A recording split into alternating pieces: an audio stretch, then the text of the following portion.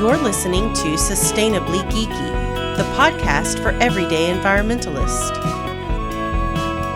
Hi, you're listening to Sustainably Geeky, and today we are talking with Sam Shudy, who is the CEO and co-founder of Synthica Energy based in Cincinnati, Ohio. And we're going to be talking about their work with renewable natural gas, also known as RNG. So Sam, thank you so much for joining us. And can you just start, I guess, by talking a little bit about your background in the field and how you came to be the founder of this company? Sure, absolutely. And thank you, Jennifer, for having me on your show. So we started the company in 2017, my partner and I, and basically kind of had a mission here to develop and build an anaerobic digester facility located in the Cincinnati market, kind of in our own backyard. I had a pretty extensive background in sort of managing process improvement and technology and software development projects and consulting projects at a lot of really heavy uh, manufacturing and industrial clients as as customers. And so I had worked in and around a lot of everyone from solar panel manufacturing to chemicals manufacturing, food manufacturing, and was kind of looking for a way to get into the renewables business and the sort of a green economy. And my partner Grant had a background in composting and other sort of as well as just entrepreneurship in general. And so he and I uh, basically said, "Hey, let's start a business together," because we've known each other for probably 20 years, and kind of when looking for what kind of opportunities for things to do are out there, we thought there was a really good opportunity to to enter this space and really develop a facility, like I said, here in Cincinnati. Um, and basically, so that kind of led to the beginning of the company, and then since then we've grown quite a bit and partnered up with Goldman Sachs as an equity partner and are kind of building out facilities in a lot of markets now. So it's been quite a ride and quite a growth kind of trajectory. So starting a big facility like this is quite an undertaking, I'd imagine, because you're talking big equipment, a lot of space, a lot of probably zoning regulations, things like that. So I'm excited to kind of hear about what you guys do and how I guess you're growing, because it sounds like you've expanded outside of Ohio, obviously, and you're doing a lot more than just I guess what you initially started in that one area.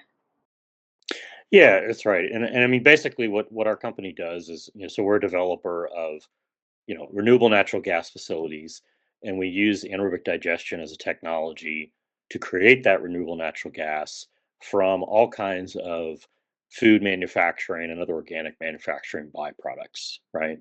There's every day in any city around the country, it's kind of this hidden problem that a lot of manufacturers have where they're trucking away hundreds and hundreds, especially in larger markets of tanker trucks and other types of dump trucks and so forth, full of organic materials where they're sending those to sustainable outlets, but those outlets are often many hours drive away and sometimes 10, 12 hours drive away because they just don't have good local disposal options.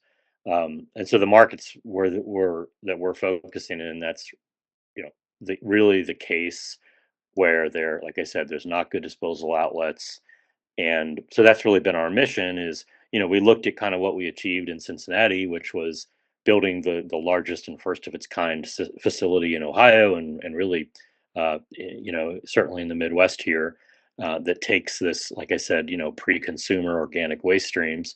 Um, and we said, does a need for similar facilities exist in other markets? And we looked in these markets, and there's nothing there. There's no solution.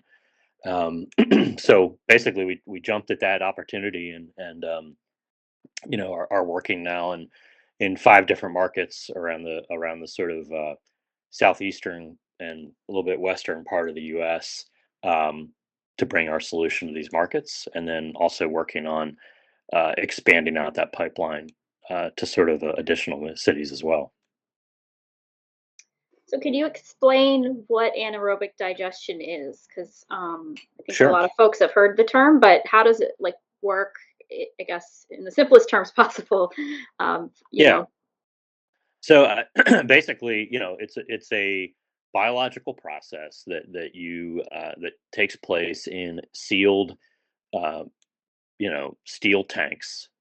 So these are, it's in a zero oxygen or low oxygen environment, because the bacteria that actually do this job, they don't use oxygen, right? They don't need oxygen to sort of survive and do their job. And so it's, you can think of it a little bit as, some of us in the industry refer to it as like bacteria farming. Like that's what we're actually growing, is these colonies of bacteria. um, and it's similar in a way to, you could think of it as like, brewing beer or something like that, right? We use the brewing industry uses microbes, which happen to be yeast, to take sugar and grains and so forth and turn that into alcohol and beer. We use fats, carbohydrates, proteins, and use several different species of bacteria to convert those into, nitrogen, phosphorus, and methane, right, and other kind of streams. So it's a similar kind of concept, but like I said, it's basically, you can think of it as a giant, not giant, but sealed steel tank, where you put these organic waste streams into it, and you get renewable natural gas, as well as basically like broken down material into like a fertilizer out the other side. So are all of those outputs able to be used? Obviously, the RNG goes in one area, but is the rest able to be used as fertilizer or in some other way?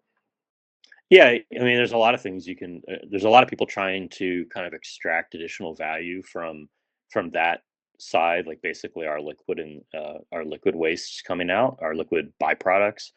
It can be used as fertilizer. It can be used as, some of like the solids could be used as like daily cover to reduce like dust and so forth at landfills. It can be used. There's like applications for like road construction and so forth, if they need like sort of filler to lay down blacktop and other, and stuff like on. So there's a lot of different ways. There's people, you know um, uh, trying to convert some of the elements in those waste streams into like actual granulized like fertilizer, like basically dry them out, and so forth. So there's a lot of different uses to that. It really just depends on the market you're in, and figuring out how to make that, not a huge cost to get them into that form. Um, in a perfect world, we would kind of find a way to capture and reuse all of our outputs, as in the same way that people are capturing inputs. But yeah. Oh, very cool that there's so many options and opportunities, it sounds like, for how this stuff can be used. So I imagine at the scale you're doing this, you need, specific things. I don't know what you guys call them, the resources that you use to basically turn it from waste into this RNG. So what do you look for when you're trying to decide where to locate or approach a community? Like, obviously they need to be probably a certain size and have a certain amount of access to some of these waste streams, I'm assuming. Yeah, I mean, I think it's basically, we look at the size of the market, and also just like the sort of corporate residents and manufacturing residents of those markets, and do they produce a lot of the type of materials that we would want to take in? We call them feedstocks. The feedstocks that we want to take in and use, and not all markets are created equal. There are cities out there in the country that, for instance, maybe their big focus industrially is, they, or as just as far as companies, like they have a lot of banking operations or a lot of insurance companies. I mean, that's not, obviously, that those are not going to be major areas. And but I think if you look at other areas of the country that have, significant, um, you know uh, whether it's like meat processing operations or brewing operations, like we know, like there's a lot of breweries in Denver, there's a lot of breweries in Milwaukee, right? And things like that. Um, those are the type of sort of corporate residents, that we look, because those are our customers, really, that we look to. Um, and there's a whole variety of like what kind of permitting process is in place in that particular state or locality. What are the zoning rules? What's the available land? There's a lot of different metrics we look at. That's kind of part of our kind of formula that we evaluate cities on. Okay, so this thought occurred to me as you were speaking, but you could use byproducts from farming. I believe, right? Like waste, animal waste, and things like that. Can you use like human waste for diverting it from waste treatment facilities? Is that doable, or is that not It, ideal? No, definitely. So that's not an area. So we don't focus or work in animal waste or human waste or anything like that. But that there are people that is their focus, that is kind of their niche. A lot of municipal wastewater plants, sewage plants, are looking to implement anaerobic digestion technology so that they can extract energy value from the materials they get as well. It's tricky sometimes with those because they don't have very good control over what goes in the sewer, right? So if you think about it, like what control does a sewage plant have to keep you from dumping, a gallon of bleach down the drain? Like they can't stop you very easily, and that kind of stuff could be very like harmful to the bacteria that are happily living in the digesters, right? I mean, obviously, it's all a matter of like scale. I mean, if they have you know multi-million gallon tanks. It's you need a lot of it to cause a problem. But that definitely is a sort of sector that people are looking to deploy anaerobic digestion technology in.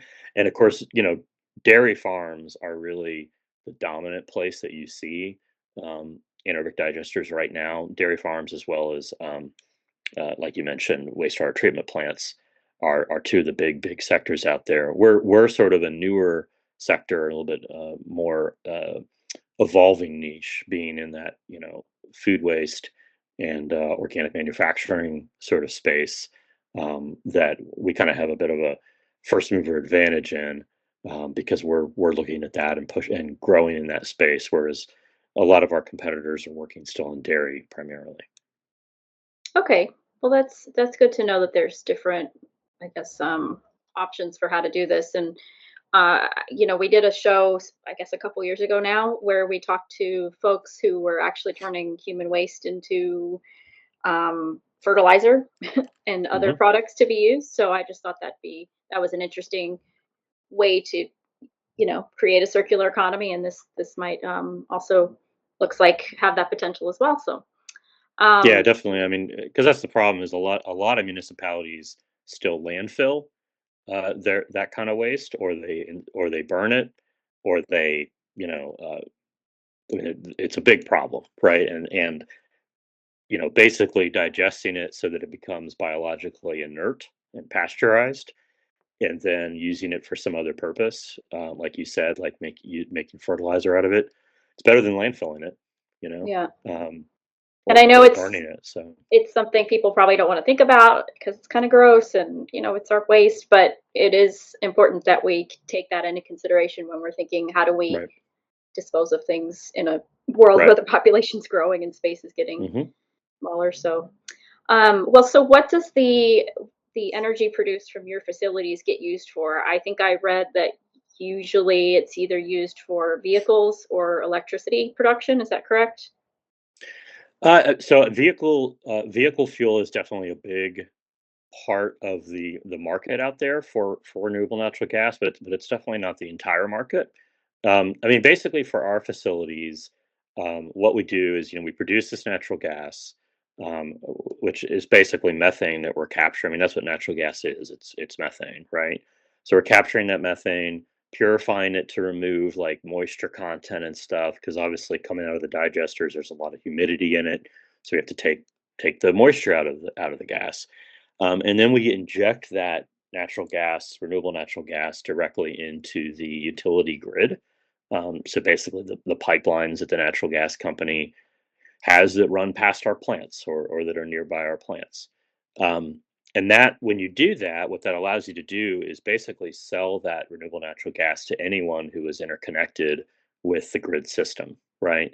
So if there's a let's say there's like a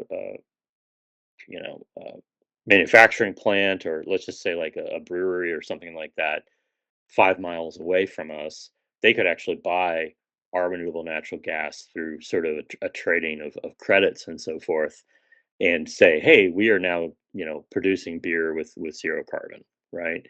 Because of that. And that's because basically, depending on the facility, and every facility that produces renewable natural gas is assigned what's called a carbon intensity score. It's a regulatory number that we get, that basically says how much carbon or how negative or how neutral our gas is out of that facility. Um, and pretty much in almost all cases, it is either less less expensive or negative, carbon negative, as compared to like diesel or coal or other fossil fuels, right? So that's why, for instance, a customer that buys our gas, if they're connected on the grid, they can say, hey, we've bought, so and so much of renewable natural gas, and that makes us now carbon neutral or 50% carbon neutral, or whatever their kind of goal is. So a lot of times it can be those kind of manufacturers or industrial operations buying the gas. And then, as you said, pretty much all of the natural gas vehicles that are on the road at this point are burning or using renewable natural gas for their operations. So, there's something like, trying to look at the number here, 20 million, or let's see here. Um, yeah, I mean, so there's like 23 million natural gas vehicles in the world, several hundred thousand of those in the United States. And so, I mean, pretty much all of those in the United States, there's probably even close to, probably more than that now, but pretty much all of those in the United States are running on zero carbon fuels. So. Well, that was kind of going to be my next question, was talking about the emissions aspect, since, like you said, you are taking methane and sort of converting it into this fuel that does have, from what I understand, some greenhouse gas emissions. So can you maybe talk a little bit more about how that compares to your traditional natural gas options, and whether this is a more sustainable option in the long run? Sure. Yeah. So I mean, look, the burning of renewable natural gas, obviously, just like any burning of a fuel, no one would argue that there's not like molecules of carbon dioxide and so forth released, because it is methane, right? So what we really look at is how is it produced and how does it compare to other fuel sources, right? And how does it compare to the fact that, uh, you know, the methane content in these, and the carbon dioxide content that exists in these feedstocks, if you don't capture it and use it, it's just going to be released anyway, right? So all of those factors, as well as like how much energy we expend, at the facility to produce more energy, right, affect as I mentioned, that carbon intensity score, right? So the way to look at it is that's kind of why we look at that and say, hey, this, for instance, if you're a dairy farm making renewable natural gas, all that methane, is so much less carbon intensive than if you had, for instance, gotten the gas from fracking or something like that, because it was going to be released to the atmosphere anyway. You're getting rid of all of those, sort of emitting, uh, actions around the drilling of the gas, and all this from like, say, fossil gas. And when you compare those side by side, it means that gas is less carbon intensive, right? So, basically, there's still emissions. There's emissions anytime you burn something, but it's really just what was going to happen with those emissions and how do those emissions compare in the grand total compared to an alternative, right? So you have to look at the whole system, I think, basically. And the nice thing about renewable natural gas is that, you know these are emissions, like I said, that we can capture and use instead of just letting them escape. And we can do it with real drop-in infrastructure. I mean, there's already, there's hundreds of miles, or millions of miles, whatever the number is, of pipelines. Here, 300,000 miles of transportation pipelines. That's the number. Gridding all over across the country, that we can tap into. We don't need to build, new hydrogen pipelines, and we don't need to build, you know, charging stations and everything else for the vehicles or facilities that we're talking about here. Um, and it's not a competitive technology to things like electrification and so forth. It's just a part of the solution. Um, but we think it's a pretty convenient solution that we can roll out pretty quickly in the landscape because of that sort of uh, drop in technology we have. It's also something that when you look at needs like industrial heating, massively, massively expensive for companies to rip out all their gas boilers and replace them all with like electric boilers or hydrogen boilers or something. I mean, it can be. We've spoken with like some universities and stuff like that. That I mean, it's would be 30, 40, 50 million dollars for them to replace their existing sort of building heating infrastructure. Whereas with renewable natural gas, they can just use what they have. Um, so there's an efficiency there too. Yeah, so it sounds like it's helping with the existing while the new stuff's being built, and maybe the transition, and keeping some of those systems, in use a little longer versus replacing them with all new, which can sometimes be less sustainable if they're still operational. Right. That's right. Yeah, because I mean, it's going to be a while. Like I think some of these types of uses that we see out there, it's gonna be a very long time before they're like say 100% solar or something like that. And it may probably it'd be hard for them to ever get to that point. That's I think most people that look at the sort of renewable problem right now recognize that we need to kind of proceed down all effective paths now and not wait and say, well, someday that we'll have a working fusion reactor, and so we can all just wait till that day. That doesn't work because it might be 50 years from now. We don't know. So some people think it's sooner, but um, so and I think like if you look at some of the numbers around it, I mean, I pulled some of these up for reference. I mean, these are like 2022 numbers, but you know, about 3% of the natural gas consumption in the US is RNG. Like I said, as of 2022, it's been growing probably about 20, maybe 30% a year, perhaps more. So it's been growing a lot. But even if we, you know, totally produced every single amount of RNG that we can, um, like it would have a drastic impact. Like we could probably power like maybe 2/3 of all the diesel trucks out there, which would be huge. But there's still a lot of other, fossil fuels being used. So it's not something that we can, no one should think that we can somehow replace the need for fossil natural gas solely through RNG. There's just we use so much of it as a country, right? So Yeah, that's actually where I was going to go next. Is it possible to, I guess, transition fully to this? So it sounds like not at the current rate of production, which we don't want to be producing more waste just to produce more of this either. I mean, there's kind of a a balance yeah, there, but yeah, it is interesting, and it can be hard for folks, myself included, I know, to think about the transition needing to be kind of in phases, or still relying on some of these more traditional fossil fuels, I guess, because we want it to all be emissions free right away. But obviously, that's not super realistic. So we have to realize what we're working with and kind of go from there, I guess.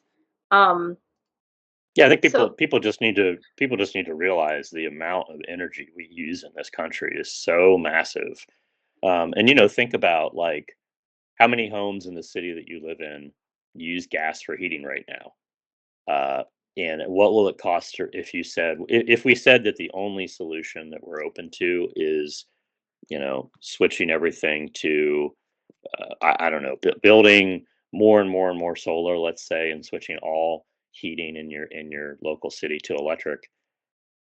I mean, how long would that take, and what would that cost to switch every single house to a heat pump, right? And maybe we should, but even if we do that, then there's still you know all the diesel and there's still all this stuff. So we've got to tackle the problem at a variety of angles. because there's just not, the build out time is otherwise too long. So, Right. and I think the thing too is like in the waste to energy business in general, and which is really the, you might say the industry we're in, organics to energy, waste to energy. We're just throwing these materials away. Why not use them for something? If we've got um, a bunch of, like, one of the materials we'll take is like actually like packaged food products. So imagine that we Mhm. get like 20 or 30 pallets of packages of like American cheese or something, right? All of that's just going to the landfill, and it's going to sit in that landfill for 50 years in its little plastic containers and do nothing. Just sit there, cap buried, 50 feet down, and it's not going to break down, right? Because there's nothing to break down there. um, or we can depackage that stuff and extract the energy value out of it, and not have to burn so much coal or natural gas or whatever else. So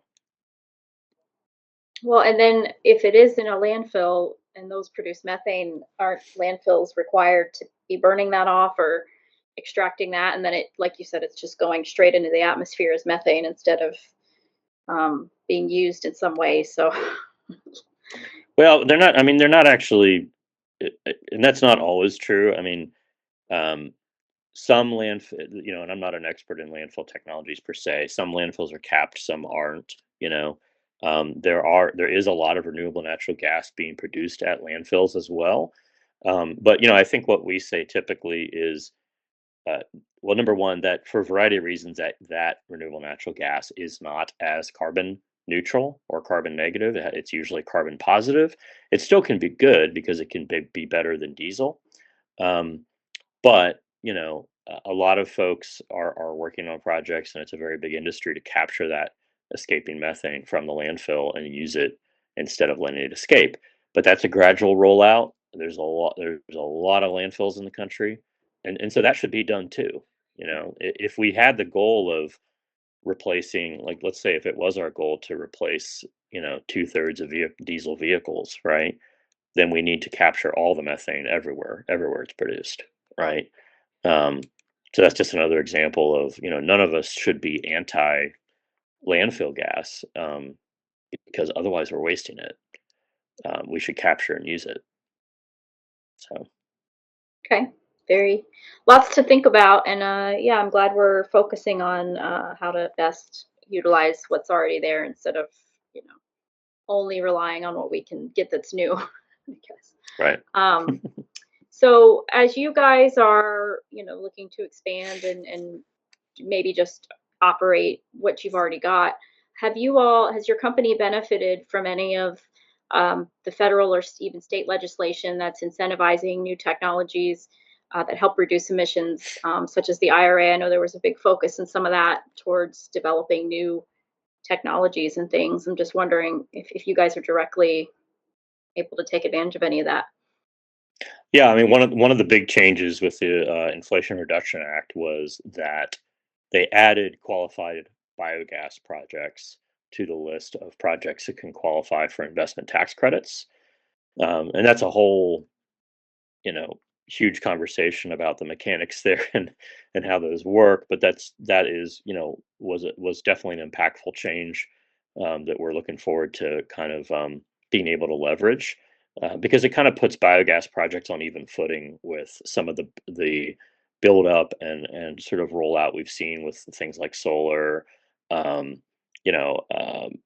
Hydrogen even, and other sort of projects that could benefit from those tax credits. I think it also added like energy storage and some other sort of emerging technologies and newer stuff to the list as well. So it was definitely a big change, that's really had a dramatic impact on the industry. I'd say in terms of just the number of projects we'll see coming online in the next few years here. Okay, well, that's good to hear. And I'm just curious what you see is the future of this industry, or any trends that you've noticed for the foreseeable future. I know it's hard to predict, but Yeah, I mean, I think that there's so many more of these facilities being built and coming online. I think that when we got into the space in 2017, there were maybe only 100 or so in the country. There's definitely several hundred now, or maybe even I don't have the number in front of me, but and I always have to sort of compare it. Of like, there's so many different types of like RNG facilities, landfill, dairy digester.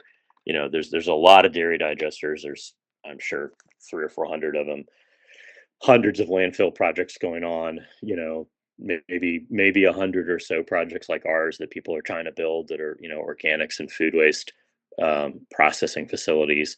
So I think the bottom line is, as those get built out, it will become a thing that, you know many more people are aware of, because it's not sort of a sort of, isolated niche technology that is in a few places. There'll be, you know uh, there are a lot of companies out there even saying, well, we're going to you know build a facility in every major US market, for instance, right? And I don't know which of those will succeed. I think we will succeed. But I don't know which of our other competitors and other technologies will also build out that drastically. But I think regardless, there's a lot more of these systems that will be built. And so I think the good thing is that, we'll see um, a lot less, waste having to be driven farther away, to those facilities, which will mean fewer trucks on the road, of course. Um, and I think just an opportunity eventually, a big goal that a lot of communities have is like, could we start tackling household waste, right? How much of our, I mean, if you look at studies, 50% of the waste that leaves your house is usually, stuff, expired vegetables, leftovers you throw away. All of that is going to the landfill, and all of that could be, either go through a digester or be composted. So I think, we'll have a lot more of these facilities built, and that will spur more opportunities for people to benefit at a sort of even like more personal level, where they're like, oh, I put out my organic bin, and I don't have to do backyard composting for that, and I'm making energy myself. So that will be I think that'll be the longer term future, that we see out there. Well, and I know I didn't prepare you for this, so if you don't know the answer to this, that's fine. But how does this technology use compare in the U.S. to other parts of the world? Do you know if other countries are using it more or less than the United States? Yeah, it's definitely, I know probably the most about Europe. It's a very big deal in Europe, because partly because they had a lot of various incentives or reasons to pursue this, you know, probably 20 some years ago, even, because they are, a lot of those countries over there are a lot more dependent, uh, for stuff like natural gas, on countries like Russia and Ukraine. So that's, a lot of them, even now, since like the Ukraine conflict, are building out more facilities and trying to grow that. So like, this is a very, there's probably 20 or 30 facilities like ours just in the UK alone. And considering the UK is, uh, well, certainly smaller than a lot of US states, that's somewhat telling. Versus, like, I think you look at like Texas right now. I mean, there's no facilities like ours. Well, ours will be the first, right? Because we have two plants we're working on in Texas. Um, Really big in Germany as well. Again, another kind of energy landlocked country, you know. Um, from the standpoint of natural gas, and so they've deployed a lot of systems. So I think basically, if you look at a lot of those European countries, they already very consciously recycle all of their waste, as much to a much higher degree than we do. Um, and like I said, they had government incentives to do that. They had sort of just economic, reasons to do that. But Yeah. So I think that's where we really look, is say, hey, in the next 20 years, how much closer will the US market for organics recycling, how much closer will that look to Europe? Yeah, let's hope it continues to trend positively, because I am living in Europe currently and Hmm. can, yeah, attest that the attitude here is much more cognizant of that. And you just, you see people driving their cars to empty their glass bottles at the bottle bins and things. They go out of their way to do these things. So, it's just part of their life. And it'd be Right. nice to see that everywhere in the world. So, Yeah, I think we're improving and getting there. I mean, it's certainly really promising that you see a lot of major beverage brands, food brands. Just, I mean, you look at like Toyota, for instance, automotive brand. They committed now that I believe it's like all of their entire global supply chain. They want completely carbon neutral by I don't know if it's 2050 or some year. I mean, that's their entire supply chain, massive, and I might be misquoting that a little bit, but that's what I heard. Um, that's an incredible amount of companies that are now going to be forced to source zero carbon energy if they want to sell parts to Toyota, for instance, right? Um, so stuff like that is making really big waves in the industry. yeah. Well, thank you for sharing all this. Is there anything we haven't covered that you want to talk about or you think is important to mention? No, I mean, I could just encourage folks to check out our website, which is just synthica.com. That's Synthica. We have a pretty active social media platform and channels out there as well. If folks want to follow us on Facebook, Twitter, or LinkedIn, um, and just keep tuned to what we're rolling out and what markets we're coming to, and certainly open any questions that people want to send us. Be happy to answer. Awesome. Are there any other resources you would share with folks that want to learn more about this industry or anything we've talked about today?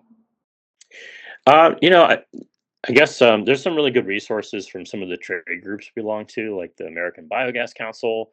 The RNG Coalition is another one if people want to learn more. Those are two sites that I think give a really good background on the technology and sort of the rollout of projects in this space. Okay, great. And we will link to those in the show notes for folks that want to check any of that out and can't remember it or are driving at the Yeah, time of listening. So, well, I guess we'll go ahead and move on to our Green Life Hacks portion of the show. And this is the time where we each give one tip for folks who maybe have been listening and are overwhelmed and just want to walk away with one or two things they can do in their everyday life to live more sustainably. So, Sam, would you like to start us out? sure. I think really like one simple thing that doesn't really cost anything to do is to look at some of the tools and websites to actually like try to get an idea and add up your carbon intensity and um, what you do in your daily life that is creating the most emissions or carbon emissions and so forth. I think like I've looked recently at, for instance, how many do you fly or drive to a location? And there's a cutoff in the number of people that are you're traveling with where it's not actually greener to drive. Um, if you've got 10 people in your minivan, then it's definitely greener to drive, right? But stuff like that, I think, so that awareness and education is the first place to start, so that you're not focusing and spending your time on the area that doesn't really make as much of a difference. Yeah, we're all very limited in our time and energy, so we have to focus on the things that we know we can be most effective at for sure. That's right. Well, I will kind of piggyback on that in the, I guess, mindset of things you can do to reduce your carbon usage or your energy usage. And this has, again, been kind of a byproduct of living overseas, but just hang drying your clothes or air drying your clothes is much more common over here, partially because Hmm. the washer dryer combos don't really work that great, but also I think it's just what people are used to. So I have a clothes horse actually too that I just hang my clothes up, and in the winter it's a little more challenging because they don't always dry as fast, but you figure out the tricks to get things to dry. And if you're lucky enough to have a yard, you can put up a clothesline. That's even better. But for folks with limited space like me, hanging them on a clothes rack or even from hangers in your shower or whatever is a great way to save energy, and also it helps your clothes live longer. So there's that one. Um, so that's all I've got for today. Sam, do you want to share one more time where folks can find you online and you and or your company? Yeah, absolutely. So again, our website is just synthica.com. It's synthica.com. And you can find us again just by looking on Facebook, YouTube, LinkedIn, TikTok, all the channels, just by Oh, searching us up by our name as well. great. Thanks for that. And you can find the show, of course, anywhere you listen to podcasts on YouTube, Facebook, Instagram, Twitter. And you can find me personally on Instagram and Twitter at Het's Gonna Be Me. If you've been listening, please subscribe if you haven't already, leave a rating, review, et cetera, et cetera. It really helps us out. If you have any suggestions for topics or you want to ask a question about a previous show, just send us a message. Sam, thanks again for being on. And for those listening, have a great rest of your day. Yes, thank you. Appreciate it.